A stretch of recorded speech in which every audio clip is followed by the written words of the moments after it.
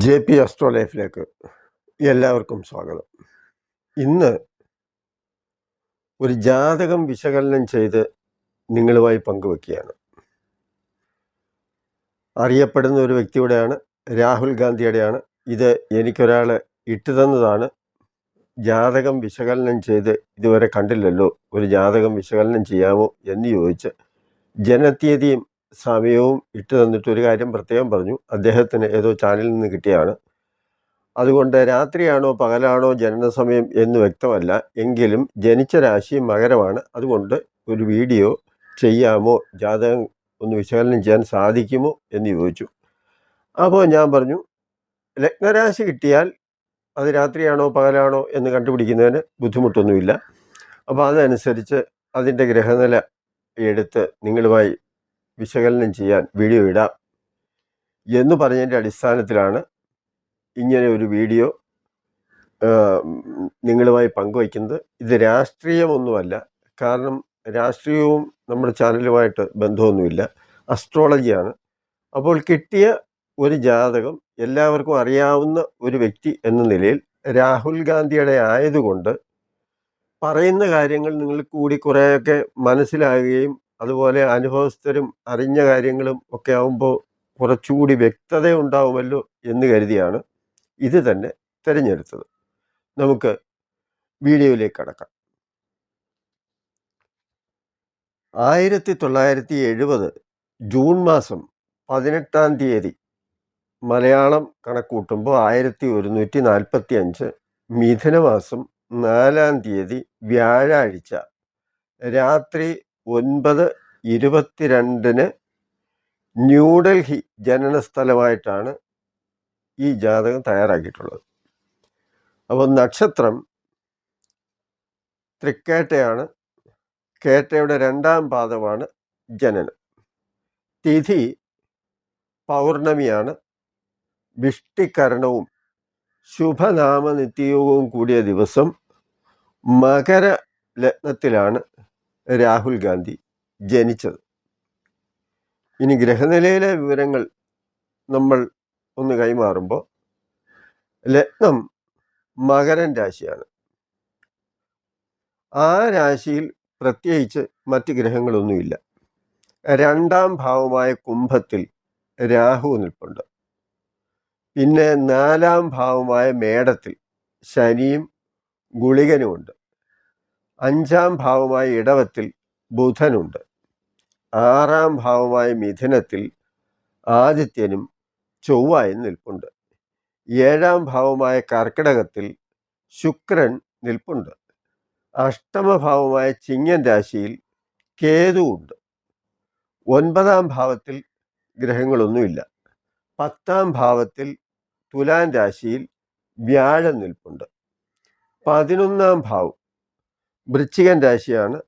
അവിടെ ചന്ദ്രനാണ് നിൽക്കുന്നത്, കാരണം കേട്ട നക്ഷത്രമാണല്ലോ, വൃശ്ചികക്കൂറ്. 12-ാം ഭാവമായ ധനുവിൽ ഗ്രഹങ്ങളൊന്നുമില്ല. ഇതാണ് ഗ്രഹനിലയുടെ സ്ഥിതി. ഇനി നവാംശകത്തിലേക്ക് കടക്കുമ്പോൾ, ലഗ്നത്തിൽ ചന്ദ്രനും രാഹുവും നവാംശകം ചെയ്ത് മകരത്തിൽ നിൽപ്പുണ്ട്. 2-ാം ഭാവമായ കുംഭത്തിൽ ലഗ്നം നവാംശകം ചെയ്ത് നിൽക്കുന്നു. 3-ാം ഭാവമായ മീനത്തിൽ ചൊവ്വായുടെ നവാംശകമുണ്ട്. 5-ാം ഭാവമായ ഇടവൻ രാശിയിൽ ബുധൻ നവാംശകം ചെയ്ത് നിൽക്കുന്നു. ബുധൻ ഇടവത്തിൽ തന്നെയാണ് നിൽക്കുന്നത്. ഇടവത്തിൽ തന്നെ നവാംശകം ചെയ്ത് വർഗോത്തമം ആയിട്ട് നിൽക്കുകയാണ്. 6-ാം ഭാവമായ മിഥുനൻ രാശിയിൽ നവാംശമൊന്നുമില്ല. 7-ാം ഭാവമായ കർക്കിടകത്തിൽ ശുക്രൻ നിൽക്കുന്ന രാശിയാണ്. അവിടെ കേതു നവാംശകം ചെയ്ത് നിൽക്കുന്നുണ്ട്. അഷ്ടമത്തിൽ നവാംശകമില്ല. 9-ാം ഭാവമായ കന്നിയിൽ ശുക്രൻ നവാംശകം ചെയ്ത് നിൽക്കുന്നു. 10-ാം ഭാവമായ വ്യാഴത്തിൽ വ്യാഴം നവാംശകം ചെയ്ത് നിൽക്കുന്നു. വ്യാഴം 10-ാം ഭാവത്തിൽ നിൽപ്പുണ്ട്. അതായത് വ്യാഴവും വർഗോത്തമം ചെയ്താണ് നിൽക്കുന്നത്. ഇവിടെ ഗുളികനും നവാംശകം ചെയ്ത് നിൽക്കുന്നുണ്ട്. 11-ാം ഭാവമായ വൃശ്ചികൻ രാശിയിൽ സൂര്യനും ശനിയും നവാംശകം ചെയ്ത് നിൽക്കുന്നു. ഇതാണ് ഈ രാഹുൽ ഗാന്ധിയുടെ ജനനസമയം അനുസരിച്ചുള്ള ഗ്രഹനിലയും നവാംശകവും. എന്തിനാണ് ഈ നവാംശകം പറഞ്ഞത് എന്ന് ചോദിച്ചാൽ, ഈ ജ്യോതിഷം അറിയണമെന്ന് ആഗ്രഹിക്കുന്നവരും പഠിക്കണമെന്ന് ആഗ്രഹിക്കുന്നവരും ഒക്കെ ആയിരിക്കുമല്ലോ കൂടുതലും ഇതൊക്കെ കാണുന്നത്. അപ്പോൾ നവാംശകം ഒരു പ്രധാന ഘടകമായി തന്നെ നമ്മൾ കാണണം എന്ന് പറയാൻ വേണ്ടിയാണ് ഇത് പ്രത്യേകം ഞാനിത് പറഞ്ഞത്. ഇപ്പോൾ ബുധനും വ്യാഴവും വർഗോത്തമം ചെയ്ത് നിൽക്കുകയാണ് എന്ന് മനസ്സിലായതിൻ്റെ കാരണം എന്താണെന്ന് ചോദിച്ചാൽ നവാംശം കണ്ടതുകൊണ്ടാണ്. അതുപോലെ തന്നെ ഒരു രാശി നീചത്തിൽ നിന്ന് അതിൻ്റെ 7ാം രാശിയിലേക്ക് ദൃഷ്ടി ചെയ്യുന്നു എന്നങ്ങ് വിചാരിക്കുക. അങ്ങനെ ദൃഷ്ടി ചെയ്യുമ്പോൾ നിൽക്കുന്നത് നീചരാശിയിലാണെങ്കിലും അതിൻ്റെ 7ാം രാശി ദൃഷ്ടി വരുന്നത് ഉച്ചരാശിയിലാണല്ലോ. അപ്പോൾ സ്വാഭാവികമായിട്ടും അവിടെ നീചത്തിൻ്റെ ഫലമല്ല, ഉച്ചരാശി ദൃഷ്ടിയുടെ ഫലമാണ് നമ്മൾ ചിന്തിക്കേണ്ടത്. അപ്പം ഇങ്ങനെ പല കാര്യങ്ങളും നമുക്ക് അറിയേണ്ടതായിട്ടുണ്ട്. നമുക്ക് വീഡിയോയിലേക്ക് തന്നെ പോകാം. അതിനെക്കുറിച്ച് വിശദീകരിക്കുമ്പോൾ സമയം ഒരുപാട് പോകും. ഇവിടെ മകരൻ രാശിയാണ് ലഗ്നം. ലഗ്നത്തിൽ ഗ്രഹങ്ങളൊന്നുമില്ല. 7ാം ഭാവത്തിൽ നിന്നുകൊണ്ട് ശുക്രൻ നോക്കുന്നുണ്ട്. അംശകത്തിൽ ചന്ദ്രൻ നവാംശകത്തിലുണ്ട്. ചന്ദ്രനുമുണ്ട്, രാഹുവുമുണ്ട്. ലഗ്നാധിപനായ ശനി മേടത്തിൽ നീചരാശിയിൽ ഗുളികനോട് ചേർന്ന് നിൽക്കുന്നു.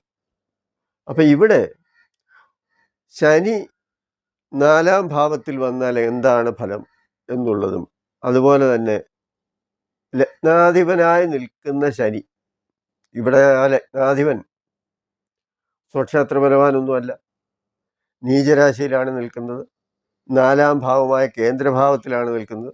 അപ്പം അങ്ങനെ വരുമ്പോൾ നേരത്തെ ഞാൻ ചെയ്തിട്ടുള്ള പല വീഡിയോകളും കണ്ടിട്ടുള്ളവർക്കും കേട്ടിട്ടുള്ളവർക്കും ഒക്കെ തോന്നും, രാഹുൽ ഗാന്ധിയെ കാണാൻ അത്ര മോശമൊന്നുമല്ലല്ലോ ശനിയുടെ രാശിയിലായിട്ടും എന്നൊരു ചിന്താഗതി വരും. ശരിയാണ്.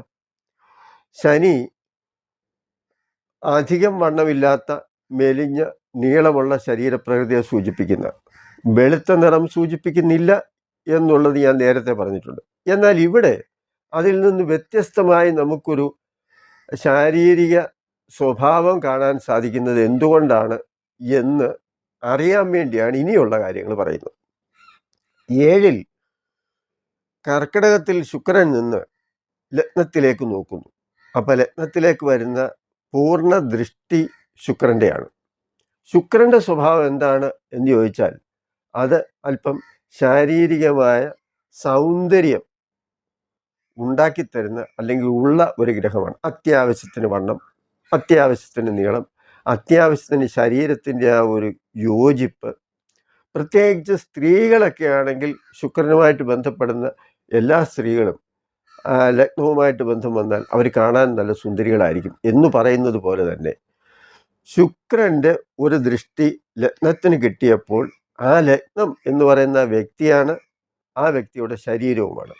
അപ്പം അതനുസരിച്ച് നോക്കുമ്പോൾ ശരീരം ആവറേജ് സൗന്ദര്യമുള്ളത് തന്നെ ആയിരിക്കും എന്നുള്ളതിൽ തർക്കം വരേണ്ട കാര്യമില്ല. മറ്റൊന്ന്, പൗർണമിയാണ് ചന്ദ്രൻ, രാത്രിയിലാണ് ജനനം. രാത്രി 9:22 ജനിച്ചു എന്ന് പറയുമ്പോൾ പൗർണമി ദിവസം ആയതുകൊണ്ട് തന്നെ ആ ചന്ദ്രൻ്റെ ഒരു ആനുകൂല്യം നവാംശകത്തിൽ മകരത്തിൽ നിൽക്കുന്ന ചന്ദ്രൻ നൽകുന്നു. എന്ന് പറഞ്ഞാൽ വെളുത്ത നിറമല്ല, കറുത്ത നിറമല്ല, വെളുത്ത സൗന്ദര്യമുള്ള ഒരു ആവറേജ് സൗന്ദര്യമുള്ള ഒരു വ്യക്തിയായി തന്നെ വരും എന്നുള്ളതാണ്. കാരണം ലഗ്നാധിപൻ ശനിയാണ്, ശനി നീചനാണ്. അതുകൊണ്ട് ഈ പറയുന്നത് പോലെ ഒന്നും അല്ലല്ലോ എന്ന് പറഞ്ഞാൽ ശരീരത്തിൻ്റെ ആ ഒരു ആകത്തുക കണക്കാക്കുന്നത് ലഗ്നത്തിൽ നിൽക്കുന്ന ഗ്രഹം, നോക്കുന്ന ഗ്രഹം, ലഗ്നാധിപനായ ഗ്രഹം, അതിൻ്റെ സ്ഥാനം, ഇതെല്ലാം കണക്കാക്കിയാണ്. അപ്പം ഇവിടെ രാഹുവും ലഗ്നത്തിൽ നവാംശകം ചെയ്ത് നിൽപ്പുണ്ട്. അപ്പം അതിൻ്റെ കാര്യം എന്താണെന്ന് ചോദിച്ചാൽ ലഗ്നത്തിൽ രാഹു വരിക എന്ന് പറയുമ്പോൾ സ്വാഭാവികമായിട്ടും ശാരീരികമായ അവസ്ഥയിൽ ഉണ്ടാകുന്ന ചില അസ്വസ്ഥതയെ സൂചിപ്പിക്കുന്ന, അപ്പം ഏതെങ്കിലുമൊക്കെ തരത്തിൽ രാഹു എന്ന് പറയുമ്പോൾ അത് മോഡേൺ മെഡിസിനെയും കെമിക്കലിനെയും ഒക്കെ സൂചിപ്പിക്കുന്നതായതുകൊണ്ട് സ്വാഭാവികമായും മരുന്ന് കഴിച്ച് നടക്കുന്ന ഇപ്പോഴത്തെ സാധാരണഗതിയിൽ ഇപ്പോൾ പ്രഷറും ഷുഗറും ഒക്കെ സ്വാഭാവികമാണല്ലോ കേരളത്തിൽ എന്ന് പറയുന്നത് പോലെ ശാരീരികമായ ചില ആരോഗ്യ പ്രശ്നങ്ങൾ ഉണ്ടാകാം എന്നുള്ളതാണ് രാഹു ഇവിടെ സൂചിപ്പിക്കുന്നത്. അപ്പം ശരീരത്തെ സംബന്ധിച്ചും വ്യക്തിയെ സംബന്ധിച്ചുമുള്ള ആകൃതിയിൽ ഇവിടെ ലഗ്നത്തിന് വലിയ പ്രശ്നങ്ങളൊന്നും ഇല്ല. കാരണം ശുക്രൻ്റെ ദൃഷ്ടിയും ചന്ദ്രൻ്റെ യോഗവും പൗർണമി ചന്ദ്രൻ്റെ യോഗവും നവാംശകത്തിൽ വന്നതുകൊണ്ട് ശാരീരികമായ സൗന്ദര്യം, ആരോഗ്യം എന്നിവ അത്ര വിഷയമുള്ള കാര്യമല്ല. അത് ആവറേജ് ഉണ്ട് എന്ന് പറയാനാണ് വന്നത്. കാരണം ശനി ആയതുകൊണ്ട് ചിലർ ചോദിക്കാമല്ലോ, അതുകൊണ്ടാണ് ഇത്രയും വിശദീകരിച്ച് പറഞ്ഞത്. ഇനി രണ്ടാം ഭാവത്തിലേക്ക് നമ്മൾ കടക്കുമ്പോൾ രണ്ടാം ഭാവത്തിൽ രാഹുവാണ്. രാഹു രണ്ടാം ഭാവത്തിൽ വരിക എന്ന് പറയുമ്പം രണ്ടാം ഭാവം ധനം, കുടുംബം, വാക്ക്, അങ്ങനെ പലതും വരും. അപ്പോൾ ഒരു രാഷ്ട്രീയ നേതാവ് എന്ന നിലയിൽ, ഒരു രാഷ്ട്രീയ സംഘടനയുടെ തലപ്പത്ത് അതിനെ നിയന്ത്രിച്ചിരുന്ന വ്യക്തി എന്ന നിലയിലും അത്തരത്തിൽ ഉള്ള ഒരു രീതി തന്നെ നിലനിൽക്കുന്നു എന്ന നിലയിലും കണക്കാക്കുമ്പോൾ ഈ രണ്ടിലെ കുടുംബം എന്നുള്ള ആ ഒരു സ്ഥിതി നമ്മളത് എന്താണ് എന്ന് ചോദിച്ചാൽ സംഘടനയിൽ കൂടെ നിന്ന് പ്രവർത്തിക്കുന്നവർ എന്ന് പറയുമ്പം ആ തലപ്പത്തുള്ള വ്യക്തികൾ എന്നാണ്. ഒരാളല്ലല്ലോ, ഒരുപാട് പേര് കാണുമല്ലോ. അപ്പോൾ എന്ന് പറഞ്ഞാൽ ഒരു സംഘടനയുടെ കാര്യങ്ങളെ നിയന്ത്രിക്കുകയും തീരുമാനമെടുക്കാനും ഒക്കെ കഴിയുന്ന ഒരു പറ്റം, ഒരു കൂട്ടം എന്ന് വേണമെങ്കിൽ പറയാം. അതാണ് കുടുംബക്കാർ. ആ കുടുംബത്തിൽ രാഹു നിൽക്കുക എന്ന് പറയുമ്പോൾ സ്വാഭാവികമായും അതിൽ വിള്ളൽ വരുന്നു എന്നുള്ളതാണ്. അതുപോലെ തന്നെ രണ്ടാം ഭാവാധിപനായ ശനി നീചരാശിയിൽ 4-ാം ഭാവത്തിൽ നിൽക്കുന്നു. 4-ാം ഭാവം എന്ന് പറയുമ്പോൾ വീടാണ്. അപ്പം വീട്ടിൽ നിൽക്കുന്നു എന്ന് പറയുമ്പോൾ ഞാൻ നേരത്തെ പറഞ്ഞതുപോലെ തന്നെ കുടുംബപരമായി രാഷ്ട്രീയ കുടുംബം, അതാണ് ഞാൻ പറഞ്ഞത്, രാഷ്ട്രീയത്തിൽ ഒന്നിച്ചു നിന്ന് പ്രവർത്തിക്കുന്നവരുടെ ആ കുടുംബം എന്ന് പറയുമ്പോൾ ആ പാർട്ടി ആസ്ഥാനം. അതുപോലെ തന്നെ 4-ാം ഭാവം വീടാണ്. വീടും അത് തന്നെ ഒരു രാഷ്ട്രീയക്കാരെ സംബന്ധിച്ച് പറയുമ്പോൾ അവിടെയും ശനിയും ഗുളികനും നിൽക്കുക എന്ന് പറയുമ്പോൾ ഭിന്നതയെ സൂചിപ്പിക്കുന്നതാണ്. ചുരുക്കത്തിൽ കുടുംബം ഛിന്നമായി പോവുക അല്ലെങ്കിൽ പലതായി തിരിയുക എന്നാണ് അതിൻ്റെ ഒരു സൂചന. അതിൻ്റെ കാരണം എന്താണെന്ന് ചോദിച്ചാൽ ഈ രാഹുവും രണ്ടാം ഭാവത്തിൽ വരുമ്പോൾ അത് വാക്കിനെ സൂചിപ്പിക്കുന്നതാണ്, കൂടെ നിൽക്കുന്നവരെ സൂചിപ്പിക്കുന്നതാണ്. അങ്ങനെയൊക്കെ ചിന്തിക്കുമ്പം ഈ തിരുമുമ്പിൽ വേല എന്ന് പറയുന്നത് പോലെ കാര്യങ്ങൾ കൂടെ നിന്ന് സുഖിപ്പിക്കുക എന്നുള്ളതല്ലാതെ കാര്യം എന്നിട്ട് അത് യോജിച്ച് നിന്ന് ഒട്ടി നിന്ന് അവരവരുടെ കാര്യം സാധിക്കുക എന്നുള്ളതല്ലാതെ അതിനെ നേരായ വഴിയിൽ പോകുന്നതിന് വേണ്ട നിർദ്ദേശങ്ങളോ അഭിപ്രായങ്ങളോ വരാതിരിക്കുക. അതാണ് രാഹു. രാഹു വളഞ്ഞു വളഞ്ഞു വളഞ്ഞു വളഞ്ഞു പോകുന്നയാളാണ്. അപ്പം സ്വാഭാവികമായിട്ടും അതിൽ അല്പം വക്രതയുണ്ട് എന്നാണ് പറഞ്ഞു വരുന്നത്.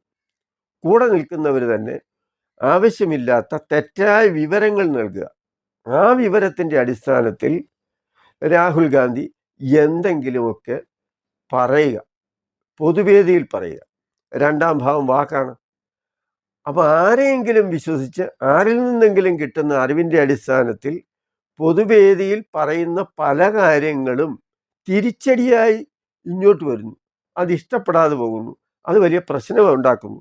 അതാണ് രണ്ടാം ഭാവം വാക്കാണ്, സംസാരമാണ്, അതുപോലെ കുടുംബമാണ്.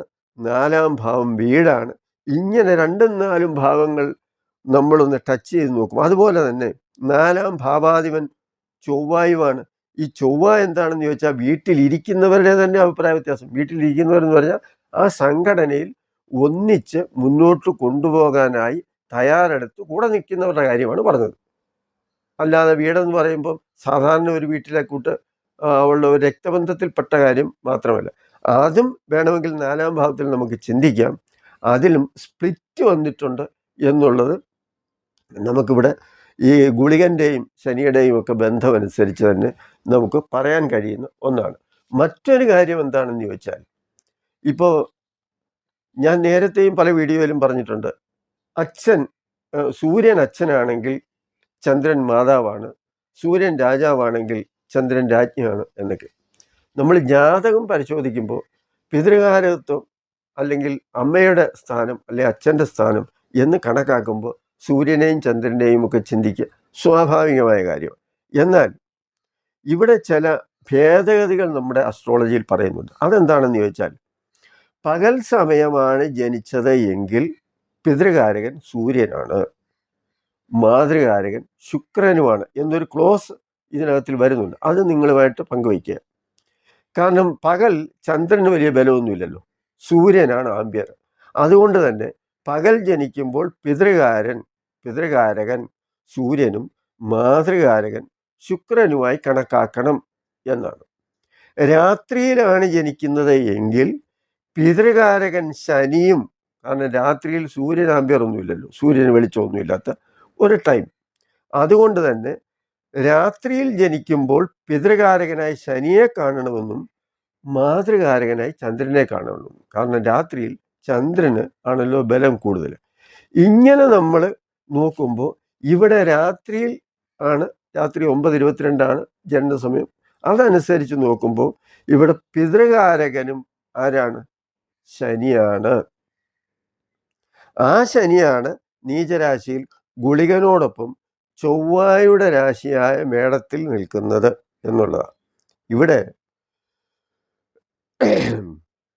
പറയേണ്ട ഒരു കാര്യം നഷ്ടത്തെ സൂചിപ്പിക്കും. ഈ ഗുളികൻ്റെ ഒരു പ്രത്യേകത എന്ന് പറഞ്ഞാൽ അത് നാശത്തെയും മരണത്തെയും പ്രേതത്തെയും അങ്ങനെ ഒരുപാട് സൂചനകൾ തരുന്നുണ്ട്. അപ്പോൾ പിതൃകാരകൻ ആയ ശനിയുടെ 4-ാം ഭാവത്തിലെ ഈ സംഭവം തന്നെ നീചനായി ഗുളികയോഗം ചെയ്ത് നിൽക്കുക എന്ന് പറയുമ്പോൾ തന്നെ അച്ഛന് സംഭവിക്കുന്ന ആ ഒരു ദാരുണമായ സംഭവത്തെ സൂചിപ്പിക്കുന്നതാണ്. അത് ചൊവ്വായുടെ രാശിയാണ്. ചൊവ്വായുടെ ഒരു പ്രത്യേകത എന്താണെന്ന് ചോദിച്ചാൽ അത് ശത്രുതയെയും പരാക്രമത്തെയും അതുപോലെ തന്നെ ധൈര്യത്തോടു കൂടിയുള്ള മുന്നോട്ടുള്ള ആ ഒരു പോക്കിനെയും അങ്ങനെയൊക്കെ സൂചിപ്പിക്കുന്നതാണ്. ധൈര്യം, വീര്യം, പരാക്രമം എന്നൊക്കെ പറയുന്ന ആ ഒരു ചൊവ്വായുടെ രാശിയിൽ ശനിയും ഗുളികനും നിൽക്കുന്നു എന്നത് കൊണ്ടാണ് ഞാൻ ഈ ശനി പിതൃകാരകത്വം വരുന്നു. അതുപോലെ ഇനി അങ്ങനെയല്ല, സൂര്യനും ചന്ദ്രനും മറ്റേ രീതിയിൽ തന്നെ നമ്മൾ കണ്ടാൽ മതി, അങ്ങനെ ചിന്തിക്കുകയാണെങ്കിലും ലഗ്നത്തിൻ്റെ 6-ാം ഭാവത്തിലാണ് ആദിത്യം നിൽക്കുന്നത്. അവിടെ ഗുളിക ഭാവാധിപൻ, മേടത്തിലെ ഗുളികൻ്റെ അധിപൻ ആരാണെന്ന് ചോദിച്ചാൽ ചൊവ്വയാണ്. അപ്പോൾ ഗുളിക ഭാവാധിപൻ 6-ാം ഭാവത്തിൽ സൂര്യനോട് ചേർന്ന് നിൽക്കുന്നു. 6-ാം ഭാവം 3, 6, 11 പാപഗ്രഹങ്ങൾക്ക് അതിലെന്ത് ദോഷമാണ് ചെയ്യുന്നത് എന്ന് വേണമെങ്കിൽ ചിലർ ചോദിക്കാം. എന്നാൽ 6-ാം ഭാവത്തിന് ശത്രുത അല്ലെങ്കിൽ ശത്രു എന്നൊരു സ്ഥാനം കൂടി ഉണ്ട്. അതുപോലെ തന്നെ ശാരീരിക പ്രശ്നങ്ങളെയും സൂചിപ്പിക്കുന്ന ഒരു സ്ഥാനമാണ് എന്നുള്ളത് നമ്മൾ ഓർക്കണം. മറ്റൊരു കാര്യം, 6-ാം ഭാവാധിപൻ ബുധനാണ്. അപ്പം ബുധൻ എന്ന് പറയുമ്പോൾ ബന്ധുവാണ്.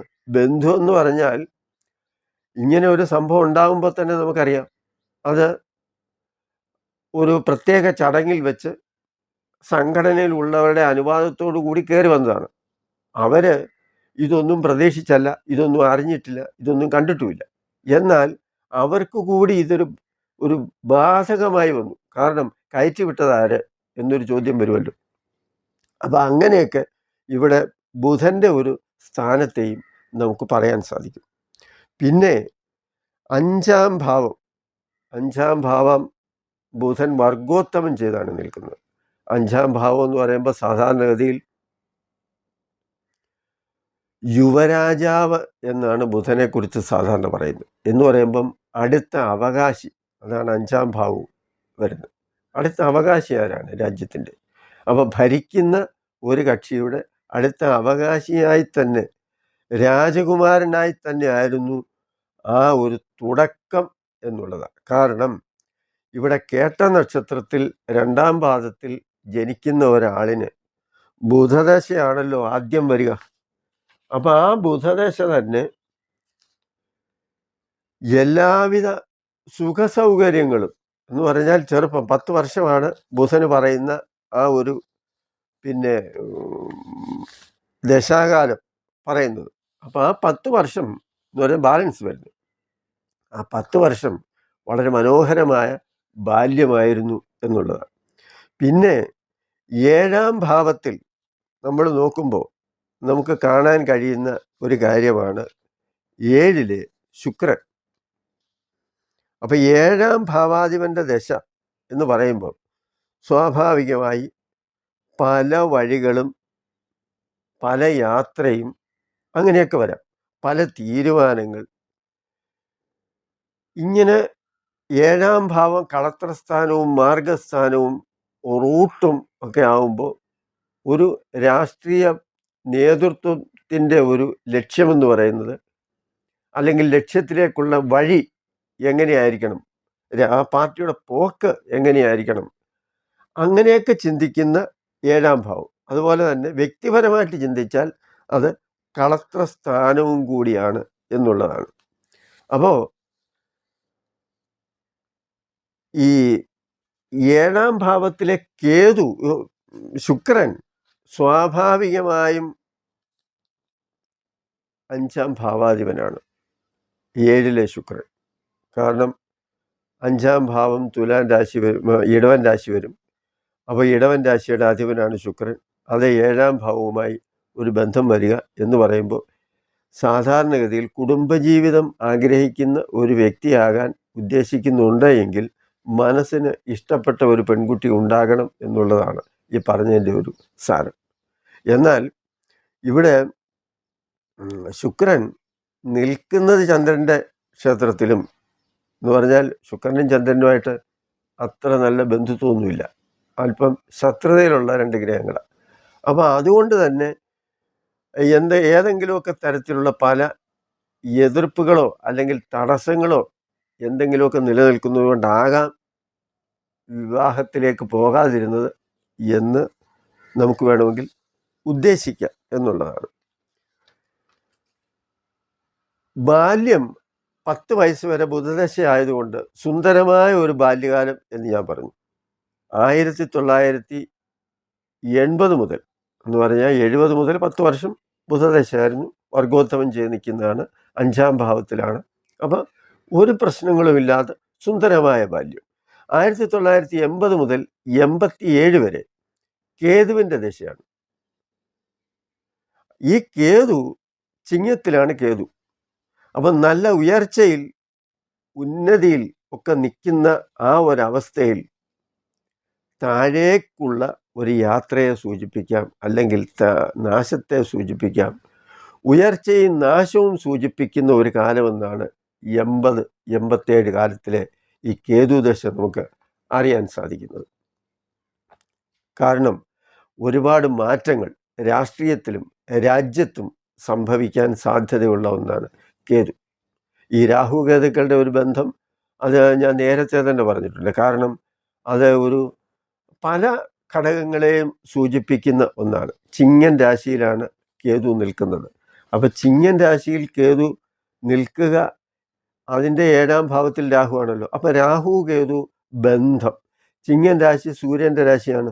അത് ഗവൺമെൻറ്റിനെ ബാധിക്കുന്നതാണ്, ഭരണകൂടത്തെ ബാധിക്കുന്നതാണ്. അങ്ങനെയൊക്കെയുള്ള ഒരു സാഹചര്യത്തിൽ നല്ല ഒരു ഭരണം നിലനിന്നു പോകുന്ന സാഹചര്യത്തിലാണ്, അതാണ് നല്ല ഉയർച്ചയിലേക്ക് പോകുമ്പോൾ നാശത്തിലേക്കുള്ള ഒരു വഴിയിൽ ചെന്നുപെടുക എന്ന് പറഞ്ഞത്. അതാണ് 1980-87 കേതുദശയുടെ വളരെ പരിമിതമായ രീതിയിൽ നമുക്ക് പറയാൻ സാധിക്കുക. ആ സമയത്താണ് പലവിധ മാറ്റങ്ങൾ ഉണ്ടായതും അതുപോലെ തന്നെ ഇന്ദിരാഗാന്ധിയുടെ മരണവും ഈ 80-87 കാലത്തിലെ കേതുവിൻ്റെ ആ ഒരു ദശയിൽ വരുന്നതാണ്. ഇവിടെ രാഹുവിൻ്റെയും അതുപോലെ തന്നെ ചൊവ്വായുടെയും അപഹാരം വരുന്ന ചില സമയങ്ങൾ കൂടിയുണ്ട്. ആ സമയം കൂടെ നമ്മൾ കണക്ക് കൂട്ടുമ്പോൾ 83-84 വർഷമായിട്ട് വരും. അതായത് 1983, 1984 വർഷം ഈ കേതു ദശയിലെ ചൊവ്വായുടെയും രാഹുവിൻ്റെയും അപഹാരകാലമായിരുന്നു. അതിൻ്റെ പ്രത്യേകതയൊന്നും ഞാൻ വിശദീകരിക്കേണ്ട കാര്യമില്ല. കാരണം അത് നമ്മുടെ രാജ്യത്തെ ശക്തനായ, സ്ത്രീയാണെങ്കിൽ പോലും ഇന്ദിരാഗാന്ധിയെക്കുറിച്ച് ലോകരാജ്യങ്ങൾ പറഞ്ഞത് ശക്തനായ ഒരു പ്രധാനമന്ത്രി എന്ന് വേണം പറയാൻ. കാരണം ആ ഒരു കരുത്ത് ഉള്ള ഒരു രാജ്യത്തിൻ്റെ ഒരു പ്രധാനമന്ത്രിയെ നഷ്ടപ്പെട്ടതും ഈ കാലയളവിലായിരിക്കണം. കാരണം 83, 84 ചൊവ്വായുടെയും രാഹുവിൻ്റെയും ആ ഒരു കണക്ഷൻ വരുന്ന 2 വർഷം. രാഹു എന്ന് പറയുമ്പം അത് സ്ഫോടനത്തെയും പൊട്ടിത്തെറിയെയും, ചൊവ്വായും അത് തന്നെ ശത്രുതയെയും യുദ്ധത്തെയും പോരാട്ടത്തെയും ഒക്കെ സൂചിപ്പിക്കുന്ന ആ ഒരു കാലമാണ്.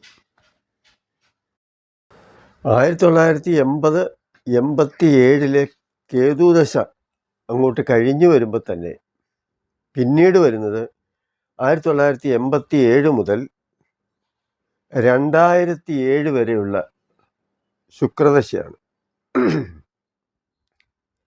ഈ കാലം 7 ശുക്രൻ്റെ കാലമായതുകൊണ്ട് തന്നെ വളരെ പ്രധാനപ്പെട്ട 20 വർഷം കടന്നു പോകുന്നു. അപ്പോൾ ഇതാണ് രാഷ്ട്രീയത്തിലേക്ക് ഉള്ള ഒരു ചുവടുവയ്പ്പും അതുപോലെ തന്നെ അത് ഈ രാജ്യത്തിൻ്റെ ഒരാവശ്യം എന്ന ഒരു ഘട്ടത്തിലേക്കും പോകുന്നത്. കാരണം 7ാം ഭാവം മാർഗസ്ഥാനമാണ്.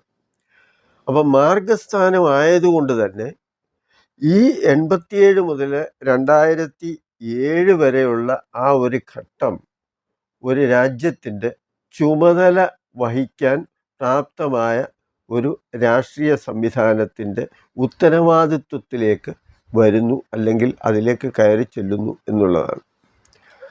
പിന്നെ 2013 വരെ, അതായത് 1987, 2007 ശുക്രദശ കഴിയുമ്പോൾ പിന്നീട് 2013 വരെയുള്ള സൂര്യദശയാണ്, ആദിത്യൻ്റെ ദശ. ഈ ആദിത്യൻ്റെ ദശ എന്ന് പറയുമ്പോൾ 6ാം ഭാവത്തിൽ നിൽക്കുന്ന ആദിത്യദശ എന്ന് പറഞ്ഞാൽ ശത്രുജേതാവ് എന്ന് വേണമെങ്കിൽ നമുക്ക് പറയാം. കാരണം ശത്രുത ഉള്ളവരുണ്ടായിക്കോട്ടെ, എല്ലാത്തിനെയും കടന്ന് മുന്നോട്ട് പോകാനുള്ള ഒരു ആത്മവിശ്വാസം ഉണ്ടാവുക, അതാണ് 6ാം. ശത്രു ജേതാവ് എന്ന് വേണമെങ്കിലും നമുക്ക് പറയാൻ പറ്റുന്ന ഒരു പദപ്രയോഗം ഈ 6ാം ഭാവത്തിലെ ആദിത്യനും അതുപോലെ തന്നെ ചൊവ്വായി നിൽപ്പുണ്ട് എന്നുള്ളതാണ്. പിന്നെ 6ാം ഭാവം ശാരീരികമായ വിഷയങ്ങൾ ഉണ്ടാക്കുന്ന ചില വിഷയങ്ങളില്ലേ എന്ന് ചോദിച്ചാൽ അതൊക്കെ വരാം. കാരണം മേടൻ രാശിയിലാണ് ശനി നിൽക്കുന്നത്. അപ്പോൾ ശിരോസംബന്ധമായ തലവേദനയോ അല്ലെങ്കിൽ അതുമായി ബന്ധപ്പെട്ട കാര്യങ്ങളോ ഒക്കെ സ്വാഭാവികമായിട്ടും ഉണ്ടാകാനുള്ള ഒരു സാധ്യതയും, അതുപോലെ കണ്ണിന് അസുഖം വരാം, പിന്നെ കഴുത്തിന്, അതുപോലെ തോളിന്, ഇങ്ങനെയൊക്കെയുള്ള മിഥുനത്തിലെ ഒരു സംഭവം. അപ്പോൾ അതൊക്കെ വെച്ച് നോക്കുമ്പോൾ അങ്ങനെയുള്ള ശാരീരിക പ്രശ്നങ്ങളൊക്കെ ഉണ്ടാകാം എന്നതൊഴിച്ചാൽ വളരെ നല്ല ഒരു കാലഘട്ടത്തിലേക്ക് പോവുകയായിരുന്നു ഈ 2013 വരെയുള്ള ആ ഒരു സൂര്യദശയുടെ കാലം. അത് കഴിഞ്ഞ് 2013, 2023 10 വർഷം ചന്ദ്രദശയായിരുന്നു. ഈ ചന്ദ്രദശ എന്ന് പറയുന്നത് സ്വാഭാവികമായും വെളുത്ത പക്ഷത്തിലെ, അതായത് പൗർണമി ദിവസം ജനിച്ച ഒരു വ്യക്തിയുടെ ദശ എന്ന നിലയിൽ പൂർണ്ണ ബലവാനായിട്ടാണ് ചന്ദ്രൻ നിൽക്കുന്നത്. 11ാം ഭാവത്തിലെ ചന്ദ്രനാണ് ഉള്ളത്. പിന്നെ എന്താണ് എന്ന് ചോദിച്ചാൽ, പല ഗ്രഹങ്ങളും നേരത്തെ പറഞ്ഞതുപോലെ ശത്രു രാശിയുമായിട്ടും ശത്രുഗ്രഹങ്ങളുമായിട്ടും ഒക്കെ ഉള്ള ബന്ധം, ലഗ്നാധിപൻ്റെ നീചരാശിസ്ഥിതി, അതുപോലെ തന്നെ 4ാം ഭാവാധിപനായ ചൊവ്വ, ഇവിടെ 11ാം ഭാവാധിപനും ചൊവ്വയാണ്. 11ാം ഭാവം ശുഭന്മാരായാലും പാവന്മാരായാലും എല്ലാവർക്കും അനുകൂലമായ ഇഷ്ടഭാവം എന്നുള്ള ഒരു നിലയിൽ നമ്മൾ എടുക്കുമ്പോൾ, അപ്പോൾ ആ ദശയും ഇവിടെ ആദിത്യനും ശനിയും ചന്ദ്രൻ്റെ നവാംശകത്തിൽ നിൽക്കുന്നു എന്നതും, അതുപോലെ ബുധൻ അങ്ങോട്ടേക്ക് നോക്കുന്നു, ഇങ്ങനെയുള്ള പല കാര്യങ്ങളും നോക്കുമ്പം വലിയ കുഴപ്പമില്ലാതെ എന്നാൽ ഒരുപാട് മെച്ചമൊന്നും ഉണ്ടാകാതെ പോകുന്ന ഒരു കാലഘട്ടം എന്നേ നമുക്ക് പറയാൻ പറ്റും. കാരണം പല വഴികളും പല രീതികളും പല യാത്രയും പല തീരുമാനങ്ങളും ഉണ്ടാകുന്ന ഒരു കാലഘട്ടമാണ്. 7ാം ഭാവത്തിൽ അംശിച്ച കേതു, 7ലെ ശുക്രൻ, ഇവ പ്രതീക്ഷയ്ക്കനുസരിച്ചുള്ള ഗുണം നൽകാൻ സാധ്യതയില്ലാത്തതുമാണ്. 2023 2030 വരെ ചൊവ്വാദശയാണ്. 6ലെ സൂര്യനും ചൊവ്വയും പല മാറ്റങ്ങളും വരുത്തും. ശത്രുജേതാവായി ഭരണത്തിൽ ശോഭിക്കും. യാത്രയിൽ വളരെ സൂക്ഷിക്കേണ്ട ആവശ്യകതയും നമ്മൾ വിട്ടുകളയാൻ പാടില്ല എന്നുള്ളതാണ്. കാരണം ഗുളികഭാവാധിപനാണ് ചൊവ്വ. ആ ചൊവ്വയുടെ ദശയാണ് ഈ 2023 30. അപ്പോൾ 6ാം ഭാവത്തിൽ നിൽക്കുക എന്നതുകൊണ്ട് അത് ഒരു മോശമായ ഒരു സ്ഥാനം എന്ന് പറയാൻ പറ്റില്ല. ആദിത്യനുമൊക്കെ ഉണ്ട്. അപ്പം ഭരണതലത്തിലേക്ക് ചവിട്ടിക്കയറാനുള്ള ഒരു കാലഘട്ടം എന്ന് വേണമെങ്കിൽ നമുക്ക് ഇതിനെ പറയാം എന്നുള്ളതാണ്. പക്ഷേ ചൊവ്വ ഗുളികഭാവാധിപനായതുകൊണ്ട് യാത്ര വളരെയേറെ ശ്രദ്ധിക്കേണ്ട ഒന്നാണ്. അപകട സാധ്യതകൾ നമ്മൾ കണ്ടില്ല കേട്ടില്ല എന്ന് വിചാരിച്ച് കളയാൻ പറ്റുന്ന ഒരു കാര്യവുമല്ല. അതാണ് അതിനകത്തിലെ ഏറ്റവും പ്രധാനപ്പെട്ട ഒരു കാര്യം. പിന്നെ 10ലാണ് വ്യാഴം. ധനം, കീർത്തി, ഐശ്വര്യം, മതപരമായ കാര്യങ്ങൾ എന്നിവയിലൊക്കെ ഒരു താല്പര്യവും അതുപോലെ തന്നെ നല്ല ഈശ്വരവിശ്വാസവും ഒക്കെ ഉണ്ടാവുകയും കർമ്മമേഖല എങ്ങനെ അത് പുഷ്ടിപ്പെട്ട് മുന്നോട്ട് കൊണ്ടുപോകാൻ പറ്റും, എങ്ങനെ മെച്ചപ്പെടുത്താൻ പറ്റും എന്നൊക്കെയുള്ള ആ ഒരു ചിന്ത ഉണ്ടാകുന്ന ഒരു കാലഘട്ടം കൂടിയാണ്. ഈ 10ലെ വ്യാഴത്തിൻ്റെ ഒരു കർമ്മസ്ഥാനമാണ്. അപ്പോൾ പൊതുവെ 10ൽ വ്യാഴം നിൽക്കുക എന്ന് പറയുമ്പോൾ തന്നെ ആ കർമ്മപുഷ്ടിയെ നമ്മൾ കുറച്ച് കാണരുത്. അത് നല്ല ഒരു ഇത് തന്നെയാണ്. പിന്നെ 11ൽ ചന്ദ്രനാണ്. സൗമ്യനാണെങ്കിലും പോരാട്ടത്തിലൂടെ ആഗ്രഹിച്ച കാര്യം നേടിയെടുക്കാനുള്ള പ്രവണത ശക്തമാക്കും. അതാണ് 11ാം ഭാവം വൃശ്ചികൻ രാശി ആയതുകൊണ്ടാണ്. ചന്ദ്രൻ സൗമ്യനാണ്, പക്ഷെ വൃശ്ചികൻ രാശിയുടെ അധിപൻ അത്ര സൗമ്യനൊന്നുമല്ല, അത് ചൊവ്വയാണ്. അപ്പോൾ ആ ചൊവ്വ എന്ന് പറയുന്നത് പലതും നേരിട്ട് മറികടന്ന് മുന്നോട്ട് പോകേണ്ട ഒരു സാഹചര്യത്തിലേക്കാണ് ഇനിയുള്ള ജീവിതം ഉള്ളത് എന്ന് വ്യക്തമാക്കുന്നതിന് വേണ്ടിയാണ് ഇത് പറഞ്ഞത്. ഒരുപാട് കാര്യങ്ങൾ വിശദീകരിക്കാനുണ്ടായിരുന്നു, പക്ഷേ ഒരുപാട് സമയം എടുക്കും എന്നതിനാലും അത്രയും സമയം നിങ്ങളുടെ ക്ഷമ പരീക്ഷിക്കരുത് എന്നതുകൊണ്ടും അങ്ങ് നിർത്തുകയാണ്. കാരണം ഒരു ജാതകം പരിശോധിച്ച് നമ്മളതിനെ വിലയിരുത്തുക എന്ന് പറയുമ്പോൾ മണിക്കൂറുകൾ വേണ്ടി വരുന്ന ഒരു സാഹസപ്പെട്ട ഒരു പണിയാണ്. എങ്കിലും ഇങ്ങനെ ആവശ്യപ്പെട്ടതനുസരിച്ച് ചില കാര്യങ്ങൾ മനസ്സിലാക്കിക്കോട്ടെ എന്ന് വിചാരിച്ചാണ് ഇങ്ങനെ ഒരു വീഡിയോ ചെയ്യുന്നത്.